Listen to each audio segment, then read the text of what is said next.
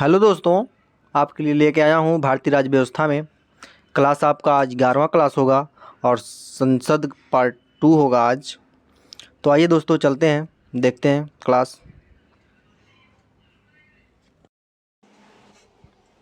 तो देखिए दोस्तों, लोकसभा, राज्यसभा एवं विधेयक, ये संसद का दूसरा वीडियो है। और पूरे पॉलिटी की बात करें तो ये आपका 11वां वीडियो होगा, क्लास होगा। तो इसमें देखिए विधेयक के प्रकार, टाइप ऑफ बिल। इसमें 4 प्रकार के विधेयक होते हैं। साधारण विधेयक, जिसे ऑर्डिनरी बिल कहते हैं। दूसरा होता है धन विधेयक, जिसे मनी बिल कहते हैं। और तीसरा है आपका वित्तीय विधेयक, जिसे फाइनेंशियल बिल कहते हैं। और अगला है आपका विशेष विधेयक, जिसे स्पेशल बिल कहते हैं दोस्तों। तो आइए देखते हैं वित्तीय विधेयक में। इसमें आपका दिया है वित्तीय विधेयक 1 और वित्तीय विधेयक 2। इसमें 2 प्रकार के होते हैं। वित्तीय विधेयक में 2 प्रकार के विधेयक होते हैं। और विशेष विधेयक, ये संविधान संशोधन विधेयक है। इसमें संघीय और गैर संघीय होता है, जिसमें संघीय में राज्यों की सहमति आवश्यक होती है दोस्तों। इस बिल को पास करने के लिए हर राज्य की सहमति आवश्यक है, और गैर संघीय में इसमें ज़रूरी नहीं होता है। और इसमें देखते हैं कि लोकसभा अध्यक्ष और उपाध्यक्ष, इसमें पॉइंट वाइज दिया है। तो बात करते हैं, पहला पॉइंट है आपका अनुच्छेद 93 के अनुसार लोकसभा अपने सदस्यों में से एक अध्यक्ष और एक उपाध्यक्ष का चुनाव करती है। अगला पॉइंट है लोकसभा के अध्यक्ष और उपाध्यक्ष लोकसभा सदस्य के रूप में शपथ लेते हैं, न कि अध्यक्ष और उपाध्यक्ष के रूप में। तो आपको बता दें कि अनुच्छेद 93 में कहा गया है कि जो सदस्य जीत के जाते हैं लोकसभा के, उन्हीं में से लोकसभा अध्यक्ष और लोकसभा उपाध्यक्ष को चुना जाता है। और जो लोकसभा का अध्यक्ष होता है और या लोकसभा का उपाध्यक्ष होता है, यह केवल लोकसभा के सदस्य के रूप में ही शपथ ग्रहण करता है। अगला पॉइंट है आपका कि अध्यक्ष या उपाध्यक्ष को तथा उपाध्यक्ष अध्यक्ष को अपना त्यागपत्र दे सकता है। यानी कि लोकसभा अध्यक्ष, जो लोकसभा अध्यक्ष है, वो उपाध्यक्ष को अपना शपथ पत्र दे सकता है अगर त्यागपत्र देना है तो। और उपाध्यक्ष जो है उसको यदि त्यागपत्र देना है, ये लोकसभा अध्यक्ष को अपना त्यागपत्र दे सकता है, जिसे स्पीकर कहते हैं। अगला पॉइंट है आपका लोकसभा के तत्कालीन समस्त सदस्यों के बहुमत से पारित संकल्प द्वारा इनको पद से हटाया जा सकता है। हालांकि 14 दिन पूर्व इस आशय की सूचना देना आवश्यक है। जैसे आप राष्ट्रपति में पिछले पढ़ चुके हैं कि अगर राष्ट्रपति को भी हटाना हो या महाभियोग लगाना हो तो उनको 14 दिन पहले उनको सूचित करना पड़ता था। तो इसमें भी आपका है कि 14 दिन पहले उनको बताना होगा कि क्या कारण है, जो अपनी बात वो रख सकें आके। देखिए अगला दिया है कि बहुत ही परीक्षा उपयोगी महत्वपूर्ण दृष्टि से है, ये पॉइंट वाइज है। देखिए एक एक करके देखते हैं।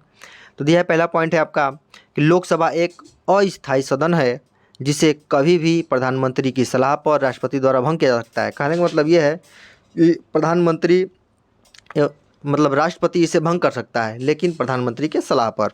अगला पॉइंट है आपका लोकसभा का कार्यकाल सामान्यतः 5 वर्ष का होता है। और अगला है आपातकाल के समय संसद विधि द्वारा लोकसभा के कार्यकाल में, जो लोकसभा का कार्यकाल है उसमें वृद्धि कर सकती है, जो एक बार में 1 वर्ष से अधिक नहीं हो सकता है। एक बार में 1 वर्ष ही कर सकती है यदि आपातकाल लग जाता है देश में। अगला है आपका मंत्रिपरिषद लोकसभा के प्रति सामूहिक रूप से उत्तरदायी होता है। जितने मंत्रिपरिषद हैं, मतलब लोकसभा के जितने सदस्य हैं उसको मंत्रिपरिषद कहते हैं। ये सारे लोग लोकसभा के प्रति उत्तरदायी होते हैं, मतलब जवाबदेही होते हैं। उत्तरदायी का मतलब ये होता है। अगला पॉइंट है आपका लोकसभा में कोरम या गणपूर्ति कुल सदस्य संख्या का 1/10 अर्थात 55 सदस्य होता है। अब यहाँ आपको अगर नहीं पता होगा तो आप जान लें, कोरम या गणपूर्ति का मतलब क्या होता है। यहाँ होता है कि अगर लोकसभा चलाना है, बैठक बुलानी है, तो उस जितने सदस्य हैं उनका 1/10 सदस्य रहेंगे तभी बैठक किया जा सकता है, अन्यथा उसे उस दिन नहीं होगा बैठक। अगर 55 सदस्य हैं तभी बैठक होगा, अन्यथा नहीं। अगला पॉइंट है आपका अनुच्छेद 108 के तहत दोनों सदनों में संयुक्त अधिवेशन का प्रावधान किया गया है। जो दोनों सदनों का संयुक्त अधिवेशन आप जानते ही हैं, राष्ट्रपति बुलवाता है और उसकी अध्यक्षता स्पीकर करता है। अगला पॉइंट में यही बात दिया है कि लोकसभा अध्यक्ष दोनों सदनों के संयुक्त अधिवेशन की अध्यक्षता करता है, जो अनुच्छेद 118 के 4 में किया गया है। अगला है पॉइंट कि कोई भी धन विधेयक, कोई भी जो विधेयक आता है राज्यसभा लोकसभा में, तो वो विधेयक कैसा है, धन विधेयक है या कि साधारण विधेयक है, इसका निर्णय लोकसभा अध्यक्ष करता है। ठीक है। अगला पॉइंट है आपका कि प्रथम लोकसभा का कार्यकाल 17 अप्रैल 1952 से 4 अप्रैल 1957 तक रहा, जबकि लोकसभा का प्रथम अधिवेशन 13 मई 1952 को शुरू हुआ था। अगला है आपका, आइए देखते हैं संसदीय समितियां क्या हैं। तो संसदीय समितियों की बात करें तो इसका गठनकर्ता, नाम निर्देशित करता और प्रतिवेदन प्राप्त करता, इसके अध्यक्ष और अध्यक्ष होते हैं इसमें, या सभापति होते हैं।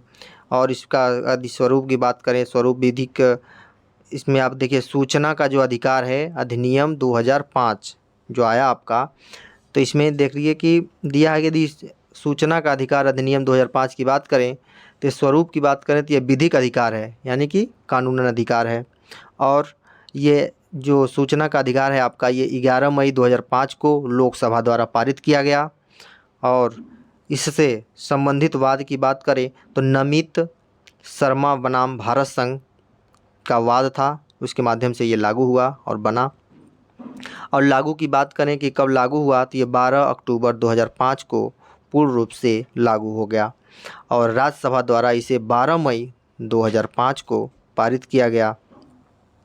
और आगे देखते हैं इसमें देखिए कि संसदीय समितियों के प्रकार क्या हैं। तो ये स्थायी समितियों में आपका जो प्रकृति है ये स्थायी होती है और गठन प्रत्येक वर्ष इसका गठन किया जाता है स्थायी समितियों का।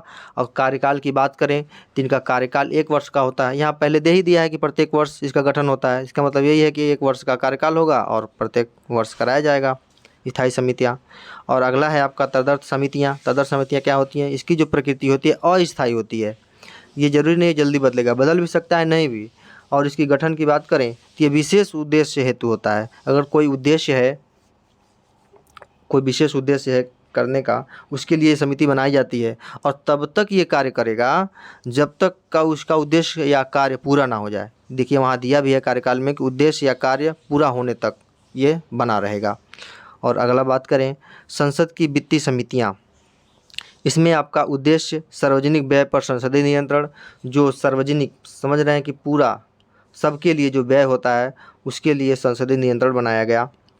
और इसमें समिति की बात करें तो यह एकल समिति और 2 प्रकार की समितियां हैं इसमें, एकल और संयुक्त समिति। तो एकल की बात करें तो ये प्रकलन समिति, यानी कि सदस्यों की संख्या 30 होती है केवल लोकसभा से। यहाँ पे जो सदस्य चुने जाएंगे 30, वो से केवल लोकसभा के ही सदस्य होंगे। और यह इसमें देखिए संयुक्त समिति में इसमें लोक लेखा समिति, सरकारी उपक्रम समिति, जिसमें जो सदस्य संख्या 22 होगा, और सरकारी उपक्रम समिति में इसमें भी सदस्य संख्या 22 होगा। इसमें जो 22 का खंडन करें आप तो देख लीजिए कि लोकसभा से 15 सदस्य रहेंगे और राज्यसभा से 7 सदस्य। और इसमें सरकारी उपक्रम समिति में इसमें भी लोकसभा से 15 सदस्य और राज्यसभा से 7 सदस्य। आइए इसी क्रम में देखते हैं। अगला है आपका स्थायी संसदीय समितियों के प्रकार कैसे हैं। तो देखिए पहला दिया है कि वित्तीय समितियां, दूसरा है विभागीय स्थायी समितियां, और तीसरा है जांच समितियां, और चौथा है परीक्षण एवं नियंत्रण के लिए गठित समितियां, और आपका 5वां है सदन समिति या सेवा समिति, और 6वां है सदन के दैनिक कार्यों से संबंधित समितियां। दोस्तों आपको इसलिए पॉइंट वाइज बता दे रहा हूं क्योंकि आपका ये जो क्लास चल रहा है शॉर्ट नोट्स चल रहा है तो पूरा डिटेल चर्चा नहीं कर पा रहा हूं। और अगला है आपका संयुक्त बैठक कौन बुलाता है। तो संयुक्त बैठक राष्ट्रपति द्वारा बुलाई जाती है। लोकसभा की संयुक्त बैठक, लोकसभा और राज्यसभा की संयुक्त बैठक बुलाने का अधिकार राष्ट्रपति के पास होता है। यहाँ दिया गया है कि राष्ट्रपति द्वारा आहूत का मतलब वही होता है बुलाना। और आपने पहले ही देखा राष्ट्रपति की शक्तियों में, देखा था पहले वीडियो में कि राष्ट्रपति की शक्ति होती है कि संयुक्त बैठक बुलाता है और उसकी अध्यक्षता लोकसभा का अध्यक्ष करता है, अर्थात स्पीकर करता है। और इसमें अब तक बात करें कि कितने बार संयुक्त बैठक बुलाया जा चुका है, तो अब तक 3 बार बुलाया जा चुका है। वर्ष 1961 में दहेज निरोधक विधेयक पर ये बुलाया गया था संयुक्त बैठक कानून बनाने के लिए। और वर्ष 1978 में दूसरा बुलाया गया जो बैंक सेवा आयोग निरसन विधेयक पर। और जो तीसरा बुलाया गया था वर्ष 2002 में, ये पोटा पर बुलाया गया था। और और बात करें संबंधित विधेयक की, तो इसमें साधारण विधेयक और विधि विधेयक 2 प्रकार के विधेयक होते हैं। और ये इसकी बात करें कि संविधान के किस अनुच्छेद में इसका उल्लेखित है, तो ये अनुच्छेद 108 में इसका संबंधित प्रावधान दिया गया है विस्तृत रूप से। आइए देखते हैं आगे। इसमें दिया है कि धन विधेयक की बात करें तो ये अनुच्छेद 109 से 110 तक, अनुच्छेद 9 और अनुच्छेद 109 और 110 में इससे ये विधेयक धन विधेयक संबंधित है और लोकसभा में इसे पूरा स्थापित किया जाता है। और निर्धारण की बात करें तो लोकसभा अध्यक्ष द्वारा निर्धारित किया जाता है। पहले ही कई बार आ चुका, आप देख लिए कि जो भी धन विधेयक होगा, जो भी विधेयक आएगा उसका निर्णय लोकसभा अध्यक्ष ही करेगा कि वो विधेयक धन विधेयक है या साधारण विधेयक है। तो यहाँ दिया भी है लोकसभा का अध्यक्ष द्वारा इसे निर्धारण किया जाता है। और अगला दिया है कि राज्यसभा रोक सकती है किसी धन विधेयक को, केवल 14 दिन तक वो अपने पास रोक सकती है। अगर मान लीजिए 14 दिन रोकी है, उसके पहले अब कोई जवाब नहीं दी, तो उसको विधेयक को पूरा मान लिया जाएगा, लोकसभा द्वारा पास कर दिया जाएगा। अगला है आपका महत्वपूर्ण तथ्य। इसमें पॉइंट वाइज दिया है कि लोक लेखा समिति के अध्यक्ष की नियुक्ति किसके द्वारा की जाती है, तो यह लोकसभा अध्यक्ष के द्वारा की जाती है। अगला पॉइंट है आपका सामान्यतः लोक लेखा समिति का अध्यक्ष नियुक्त किया जाता है तो लोकसभा के विपक्ष के किसी सदस्य को ये नियुक्त किया जाता है कि अगर लोकसभा का जो विपक्षी नेता है या सदस्य है उसको लोक लेखा समिति का अध्यक्ष नियुक्त किया जा सकता है। अगला पॉइंट है आपका लोक लेखा समिति अपनी रिपोर्ट किसे सौंपता है, तो ये सौंपता है आपको, देखिए यहाँ दिया है, लोकसभा अध्यक्ष को सौंपता है। अगला पॉइंट है भारत सरकार ने वन संरक्षण अधिनियम पारित कब किया, तो 1980 में ये जो संरक्षण अधिनियम हुआ, भारत सरकार वन संरक्षण अधिनियम पास हुआ। अगला पॉइंट है राष्ट्रपति द्वारा राज्यसभा में मनोनीत किए जा सकते हैं। मतलब राष्ट्रपति राज्यसभा में कितने सदस्यों को मनोनीत कर सकता है, तो 12 व्यक्ति को राष्ट्रपति मनोनीत कर सकता है। जो पहले आप पढ़े ही थे कला के क्षेत्र में, ऐसे करके 3-4 क्षेत्र दिया था, विज्ञान के क्षेत्र में कई प्रकार का क्षेत्र दिया था, उसके अंतर्गत ये राष्ट्रपति उन्हें मनोनीत कर सकता है। अगला पॉइंट है आपका प्रथम अभिनेत्री जो राज्यसभा के लिए नामांकित की गई थी, ये थी आपकी नरगिस दत्त जी। अगला पॉइंट है राज्यसभा के 1/3 सदस्य सेवानिवृत्त हो जाते हैं प्रत्येक 2 वर्ष के समाप्ति पर। आप जानते ही हैं कि प्रत्येक 2 वर्ष में जो सदस्य संख्या है राज्यसभा की, उसके 1/3 सदस्य हर 2 साल पे रिटायर हो जाते हैं और उनका कार्यकाल 6 वर्ष का होता है। और दोस्तों इसी क्रम में आपका पॉलिटी का 11वां क्लास और संसद की बात करें तो संसद का ये दूसरा क्लास समाप्त होता है। दोस्तों आप विश्वास होगा कि अच्छा लगा होगा आपको ये वीडियो। दोस्तों आप इस चैनल से बने रहें, जुड़े रहें और ज़्यादा से ज़्यादा इसको शेयर करें ताकि सभी तक पहुंच सके वीडियो। तो धन्यवाद दोस्तों, आपका दिन शुभ हो।